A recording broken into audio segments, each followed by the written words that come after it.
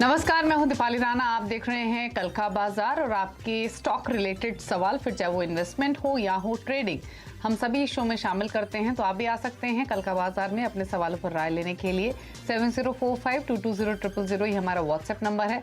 इसके अलावा आप फेसबुक ट्विटर के थ्रू भी कनेक्ट कर सकते हैं। ये शो फेसबुक ट्विटर पर लाइव जा रहा है, आप देख भी सकते हो, साथ ही अपने सवाल भी पोस्ट कर सकते हैं। शो के दौरान हम कुछ क्वेश्चंस सोशल मीडिया से पिक करते हैं।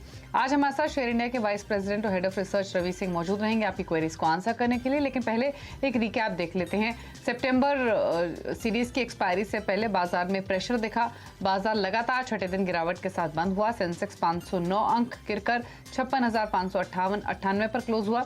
तो वहीं निफ्टी 149 पॉइंट की गिरावट के साथ 16,859 पर बंद हुआ। निफ्टी और सेंसेक्स 2 महीने के लोअर लेवल्स पर क्लोज हुए। आज मेटल, बैंकिंग, एनर्जी स्टॉक्स में भी बिकवाली रही। वहीं फार्मा, आईटी और ऑटो इंडेक्स में थोड़ी बढ़त देखने को मिली। एफआईज वापस बिकवाली के साइड हैं और 2772 करोड़ की बिकवाली एफआईज ने की है। कैश मार्केट में डीएस ने खरीदारी की है 2544 करोड़ की। तो वापस से एफआईज की ओर से बिकवाली का ट्रेंड शुरू हुआ है। अब कल बाजार कैसा लग रहा है, लेवल्स कौन से अहम रहेंगे, कितनी और गिरावट आने की प्रोबेबिलिटी है, इस सब पर बातचीत कर लेते हैं। रवि, पहले तो बताइए कल के लिए क्या व्यू है आपका मार्केट्स पर?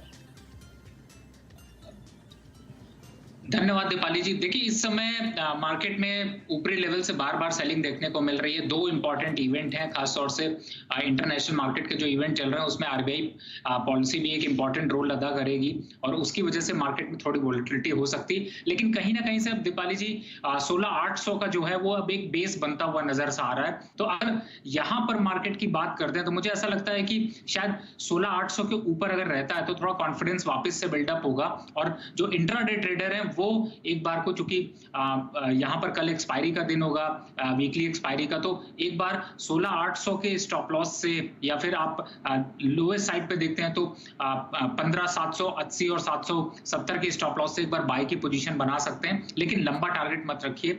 यहां पर 16,950 के आसपास तक के लेवल देखने को मिल सकते हैं। तो बोथ द ट्रेड है। अगर आप अप साइड पे बैठे हुए हैं तो थोड़ा सा डाउन साइड के लिए स्ट्रगल कर सकते हैं। अगर वापस लोअर साइड पे हैं तो वापस से एक बार को बाइंग साइड की पोजीशन देख सकते हैं। तो मुझे लगता है कि दीपाली जी इन बातों का यहाँ पे थोड़ा सा ध्यान रखने की ज्यादा जरूरत है। अगर ऐसा ट्रेड देखने को मिलता है तो आप एक बार को जरूर यहाँ पर बाइंग स्ट्रेटजी बना सकते हैं।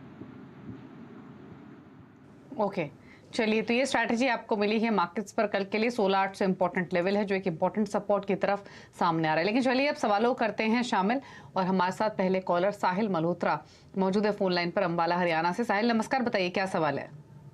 नमस्कार जी, मेरे पास टाटा मोटर्स के 101 शेयर हैं 423 के होल्ड प्राइस पर।